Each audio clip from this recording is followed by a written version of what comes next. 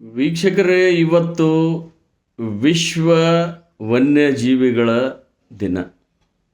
ಇಂಗ್ಲೀಷ್ನಲ್ಲಿ ಹೇಳಬೇಕಾದ್ರೆ world wild life day, March 3.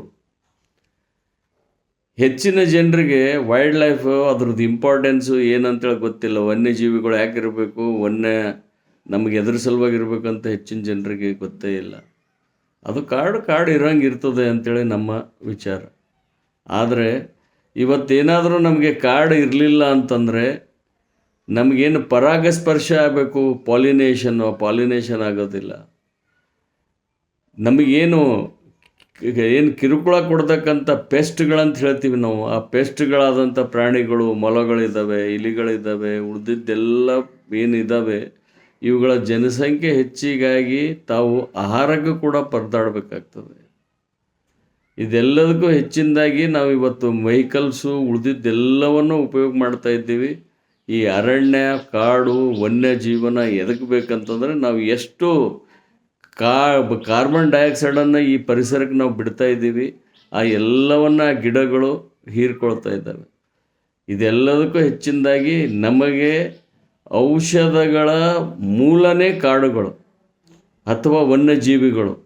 ಪ್ರತಿಯೊಂದು ಕೆಮಿಕಲ್ಗಳನ್ನು ಬಿಟ್ಟರೆ ವನ್ಯಜೀವಿಗಳಿಂದಲೇ ನಮಗೆ ಇವತ್ತು ಔಷಧ ಸಿಗ್ತದೆ. ಪ್ರತಿಯೊಂದು ಗಿಡದಿಂದಲೇ ಔಷಧ ಸಿಗ್ತದೆ. ನಾವು ಇವತ್ತು ಏನು ಮಾಡ್ತಾ ಇದ್ದೀವಿ ಅಂದರೆ ಬರೀ ಹಣ ಗಳಿಸೋದ್ರಲ್ಲಿ ನಮ್ದು ಎಲ್ಲಿಗೆ ಹೋಗ್ತಾ ಇದ್ದೀವಿ ಅಂತಂದರೆ ಯಾವ ರೀತಿ ಹಣ ಗಳಿಸೋಣ ಅಂತ ಬಿಟ್ಟು ನಮ್ಮ ಈ ಪರಿಸರ, ನಮ್ಮ ವನ್ಯಜೀವಿ, ನಮ್ಮ ಕಾಡುಗಳನ್ನು ಎಲ್ಲಿವರೆಗೂ ನಾವು ಉಳಿಸ್ಕೊಳ್ಳೋದಿಲ್ವೋ ಮುಂಬರುವ ಪೀಳಿಗೆಗೆ ನಾವು ಇಡಬೇಕಾಗಿದ್ದು ಏನೂ ಇಲ್ಲ, ಜೀವನವೇ ದುಸ್ತರವಾಗಿಬಿಡ್ತದೆ. ಹಾಗಾಗಿ ನಾವು ಇವತ್ತು ವನ್ಯಜೀವಿಗಳ ಕಲ್ಯಾಣ ಕರ್ನಾಟಕದ ಭಾಗದ ಜನರು ಸ್ಪೆಷಲಿ ನಾನು ಹೇಳಬೇಕಾಗಿದ್ದೇನಂತಂದರೆ, ನಮ್ಮಲ್ಲಿರ್ತಕ್ಕಂಥ ಕಾಡು, ಇಲ್ಲಿ ಬೇಕಾದಷ್ಟು ವನ್ಯಜೀವಿಗಳಿದ್ದಾವೆ. ಆ ವನ್ಯಜೀವಿಗಳು ತಾವು ಯಾರೂ ನೋಡಲಾರ್ದಕ್ಕೆ ಕಾರಣ ಏನಂತಂದರೆ ತಾವು ಕಾಡಿನಲ್ಲಿ ಓಡಾಡಿಲ್ಲ, ಹೊಲದಲ್ಲಿ ಕೆಲಸ ಮಾಡಿಲ್ಲ. ಕಾಡಿನಲ್ಲಿ ಓಡಾಡ್ತಕ್ಕಂಥ ಸಣ್ಣ ಮಕ್ಕಳಿಗೆ ಈ ವನ್ಯಜೀವಿಗಳು ಯಾವ ರೀತಿ ಇರ್ತಾವಂತೇಳಿ ಕಾಣಿಸ್ತದೆ. ನಾನು ಎಷ್ಟೋ ವಿಚಿತ್ರ ಪ್ರಾಣಿಗಳನ್ನು ನಾನು ಸಣ್ಣವನಿದ್ದಾಗ ನೋಡಿದ್ದೀನಿ. ಆ ಪ್ರಾಣಿಗಳು ಇವತ್ತು ನನಗೆ ಸಿಗೋದಿಲ್ಲ. ಯಾಕಂದರೆ ನಾನು ಅಲ್ಲಿಗೆ ಹೋದ ಬಳಿಕ ಆ ಪ್ರಾಣಿಗಳು ನನಗೆ ಕಾಣೋದಿಲ್ಲ. ದೊಡ್ಡವರಿಗೆ ಆ ಪ್ರಾಣಿಗಳು ಕಾಣಿಸೋದೇ ಇಲ್ಲ. ಹಾಗಾಗಿ ಈಗೇನಾಗ್ತಾ ಇದೆ ಅಂತಂದರೆ ಆ ಪ್ರಾಣಿಗಳನ್ನು ಉಳಿಸ್ಕೊಳ್ಬೇಕಾದಂಥ ಕಾರ್ಯವನ್ನು ನಾವು ಇವತ್ತು ಮಾಡಬೇಕಾಗಿದೆ.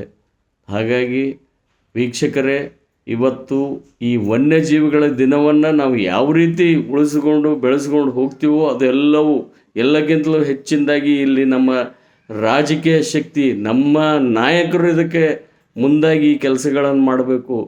ಸ್ಥಳೀಯವಾಗಿರ್ತಕ್ಕಂಥ ವಿಜ್ಞಾನಿಗಳನ್ನು ತೆಗೆದುಕೊಂಡು ಎಷ್ಟೋ ಕೆಲಸಗಳನ್ನು ತಾವು ಮಾಡಬೇಕಾಗಿದೆ. ವಿಜ್ಞಾನ ಇವತ್ತು ಹಾಳಾಗಿ ಹೋಗ್ತಾ ಇದೆ. ವಿಜ್ಞಾನಿಗಳು ಎಷ್ಟೋ ಜನ ಕೆಲಸ ಮಾಡ್ಲಿಕ್ಕೆ ತಯಾರಿದ್ರು, ಅವ್ರು ತಮ್ಮ ಹೆಲ್ಪನ್ನು ತಾವು ತೆಗೆದುಕೊಳ್ತಾ ಇಲ್ಲ.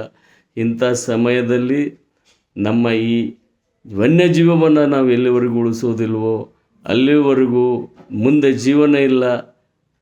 ಈ ವನ್ಯಜೀವಿಗಳ ದಿನದಂದು ತಮ್ಮೆಲ್ಲರಿಗೆ ಶುಭ ಹಾರೈಸುತ್ತಾ ಪ್ರತಿಯೊಬ್ಬರು ಗಿಡ ನೆಡಿ, ಪ್ರತಿಯೊಂದು ಏನು ವನ್ಯಜೀವಿ ಇದೆ ಆ ವನ್ಯಜೀವಿಯನ್ನು ಉಳಿಸ್ಕೊಳ್ಳಿ.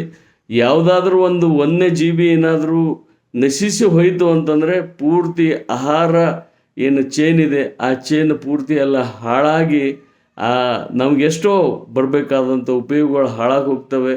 ಈ ರೀತಿ ಇನ್ನೂ ಈ ಬಗ್ಗೆ ನಮ್ಮ ಮಕ್ಕಳಿಗೆ ಇದರ ಅರಿವು ಕೊಡಬೇಕಾಗಿದೆ. ನಾವೆಲ್ಲರೂ ಈ ನಿಟ್ಟಿನಲ್ಲಿ ಕೆಲಸ ಮಾಡೋಣ ಅಂತ ಹೇಳ್ತಾ, ವೀಕ್ಷಕರೇ, ಇವತ್ತಿನ ಈ ವನ್ಯಜೀವಿಗಳ ದಿನ ತಾವೆಲ್ಲರೂ ಮುಂದಾಗಿ ಕೆಲಸ ಮಾಡ್ತೀರಂತ ಆಶೆಯೊಂದಿಗೆ ಇವತ್ತಿನ ಈ ವಿಡಿಯೋವನ್ನು ಮುಗಿಸ್ತಾ ಇದ್ದೀನಿ. ಧನ್ಯವಾದ ವೀಕ್ಷಕರೇ.